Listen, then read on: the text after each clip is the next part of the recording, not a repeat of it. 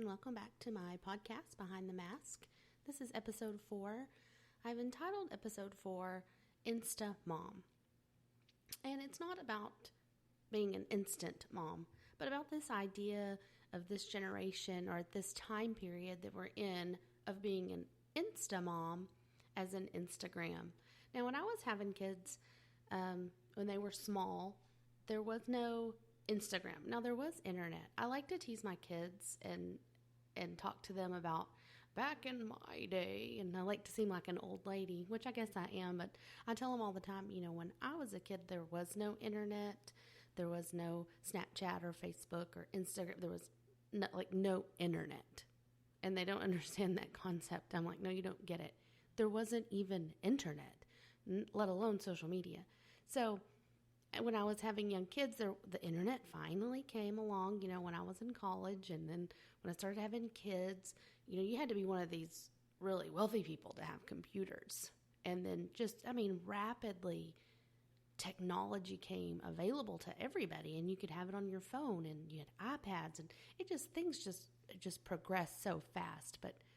And when my kids were small, as a stay-at-home mom, Kevin was the pastor of our church, didn't make a lot of money. I was being real creative in how I shopped and how I took care of the home, because I wanted us to still have things and to have fun and to feel like they had the things that they needed as kids. But we had to be reasonable. We were on a budget.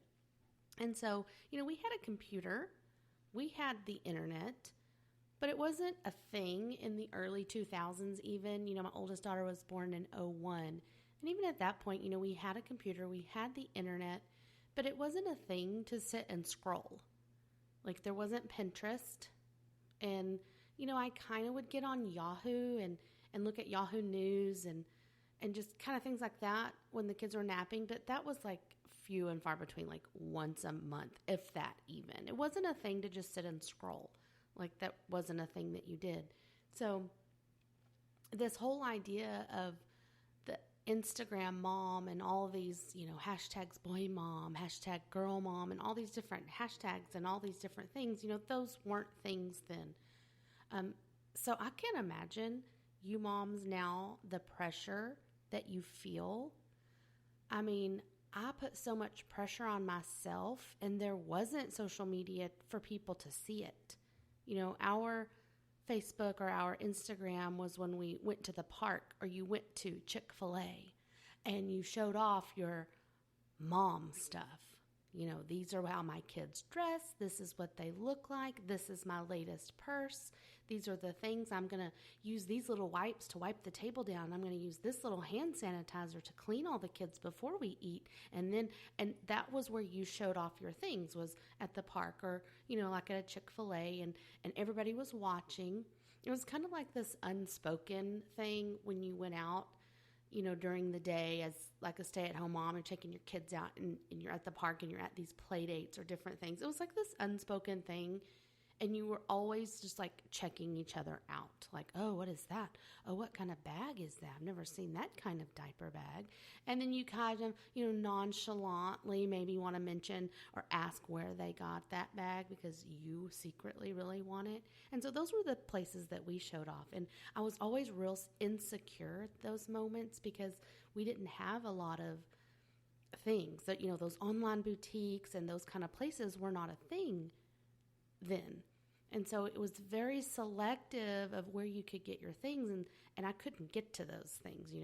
I didn't have access. I didn't have the money and the finances. So I was always very insecure when we would go places because I wanted all of those things I saw that other moms have. I saw the perfect little boutique looking outfits on those little girls with the little bows, and everything just looked so picture perfect, and I wanted that for my girls. And my girls were cute. We were always clean and well taken care of, but it wasn't that boutique look that the other kids had. And I always wanted that. And guys, to be honest, and some of you may think this is silly, but I honestly would sit up late at night trying to figure out how I could make it happen.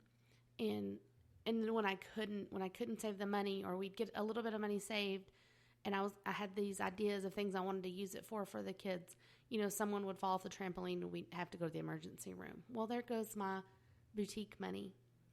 And it just wouldn't ever work out. And I thought, wow, I really got to a point where I thought I was a failure as a mom. I can't provide for my kids the things that I want them to have.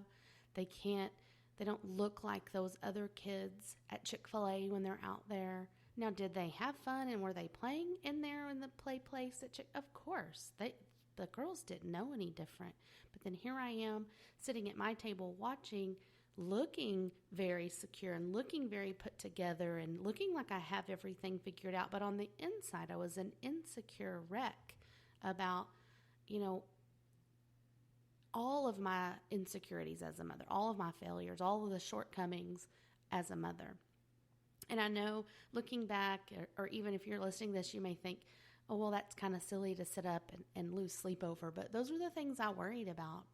And those were the things I measured being a good mom. If I could get these things for my kids, and if they could walk around and represent me looking this way, I'm a good mom. And people are going to know. People are going to go, wow, she's a good mom. Look at her kids. And that's what I wanted. I wanted some sort of, a validation from people and just this acceptance. I was very insecure about that. What got me thinking about this was just a couple weeks ago, we were driving to my parents' house for the 4th of July. We try to get together every 4th of July with my parents and my sister and her family and my family. And we try to get together every 4th of July. That's just at least our thing. It's all summer. You've got different things and camps and things. But 4th of July, we're going to go to my mom and dad's and do something with them. And it takes us about, 4 hours to get from Houston to their house outside Fort Worth.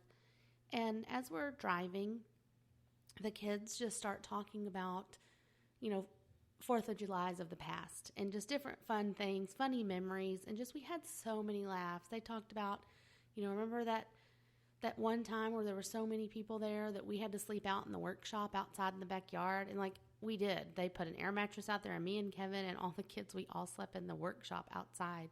And it was fun. They're talking about, and then we slept on the floor in the living room, all of us kids, and it was so fun, the cousins and everybody. And then they talk about the food. We always eat this, and Omi always was making this, and my husband saying, your dad always makes good ribs, and, they're just going on. And for a second, I kind of had this outer body experience where this memory popped into my head, and they continued talking, and I could hear them, but my mind flashed to this moment back in when they were small. And if you remember this, but back in the day, the thing was to go to Old Navy and get those 4th of July Old Navy shirts, like the flag, and it was just American flag, and it said Old Navy, and it had the year. And that was like the thing, everybody had to have a shirt from Old Navy. And what made it cool was they're only like $5. Well, when you have 6 people in your family, okay, now that's $30, okay? $30 can go a long way in other things instead of just a 4th of July t-shirt. And when you're on a budget and you've got 4 kids and you only have one income, the $30 can go to something else. And that's how my mind worked. I thought, well, I could spend $30 on matching t-shirts at Old Navy, or I can, buy another couple gallons of milk because we kind of go through it. So, I kind of would weigh that out and think, well, this is more important. We're not going to do the Old Navy shirts. And, I would go to different places and I would see the moms dress all the little kids in their cute little 4th of July outfits, the red, white, and blue tutus and the bows and all these little cute things. And they would have, sometimes even all the people would match. The mom and the dad, the kids, they're all matching. And we'd go to friends' houses and they'd have photos, and they'd had professional photos done, and they're all dressed alike. And it happened to be at the beach with their 4th of July shirts on from Old Navy, and they're all wearing khaki shorts, and they're all at the beach taking this awesome picture. And I thought, wow, I want that. And I don't have the means to have that. And it made me feel bad. And I thought, wow, I really missed it as a mom. And this just goes to show you where I was, mentally. I really thought that this was a make it or break it for me. Like, if I could only get these shirts and have this picture perfect moment at the beach where we all matched, everybody would know what a wonderful mom I was. my kids would know how awesome I was. And my husband would know how awesome I was. This is the thing that's going to make me. And then I kind of flashed back into the conversation to the family because I thought, oh, this is depressing. I was real depressed back then. I don't want to think about that. So I listened back with the kids. And then all of a sudden it hit me. They're not saying the thing that I kept waiting. I kept waiting for somebody to say, oh, but I really wish we would have had all those matching shirts and looked like this on 4th of July and had those Old Navy shirts, but we never had those, so it was bad. No, I kept waiting for it, and it never happened. Nobody said any of that. The only things that we were talking about were fun, even funny things where Dad did something silly and we all laughed, or I tripped and fell and we all thought it was funny. You know, everybody thinks it's funny to make fun of Mom, but, you know, we were talking about those things. Nobody said, oh, but I what really would have made my childhood, Mom, is if you could have had those matching shirts for us every year and we would have taken a photo every year. That would have been the thing. You know, nobody ever mentioned that. And all of a sudden it hit me. That was my thing. That was something that I thought they needed. And they didn't. They had an amazing childhood without me fussing over them having matching shirts and doing this picture perfect thing and capturing it and putting it on the wall for all to see that I'm the best mom in the whole wide world because I've got matching shirts and I put them together in a picture and we have it on the wall. They wanted, and what they still want, is to do things with me. They want me to get down on the floor and make a pallet again and watch a movie and eat popcorn. Still, they're 17 and 15. They want to do that still. They love talking about the times where we're playing cards late at night as a whole family, and when we're eating or when we're baking or when we're cooking, and it's those moments at the 4th of July, you know, we're barbecuing outside and we're swimming or playing in the water or throwing water balloons or making a mess. Those were the things that they were the most excited about. Those were the things they were living for. That is what made their childhood. And I really began to understand that had I let this feeling of being less than perfect or not being the great mom and sitting and worrying about getting this picture perfect moment, I would have missed out on so many important, laughable, fun moments.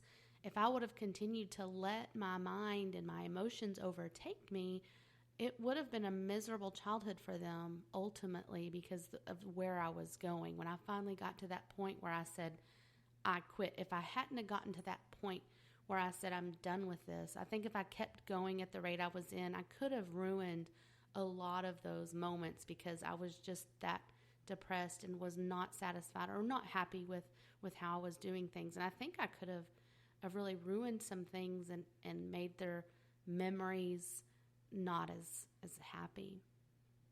I do want to say something, though, that I think is important in that there are people out there that do these things that, you know, get their kids dressed up all matchy-matchy in the 4th of July outfits and they take a picture, and that's fabulous. I love looking at those.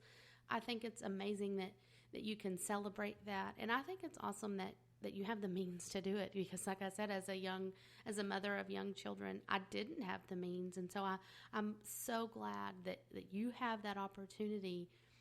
But I want to take a minute to tell those moms that don't, that are thinking, you know, if only I could do that. And you look at those people on Instagram and you look at those moms on Facebook and they're taking those amazing pictures on the beach and they're, you know, all matching and you don't have that. I promise you, if you get that your kids don't want it, if you get down on the floor and play with them or get out in the mud and spray them with a water hose, those are the things that they want. And you can take a picture of that and put it on Instagram if you wanted to. Those things are amazing. Or you don't have to put it on Instagram. You don't have to be an Instamom. You can keep all of those things. I didn't put those on Instagram. Any of the memories that my kids were talking about, none of the things that they said are things that I've posted online. Those are all the memories that they've had hidden in their heart. And then I began to think, wow,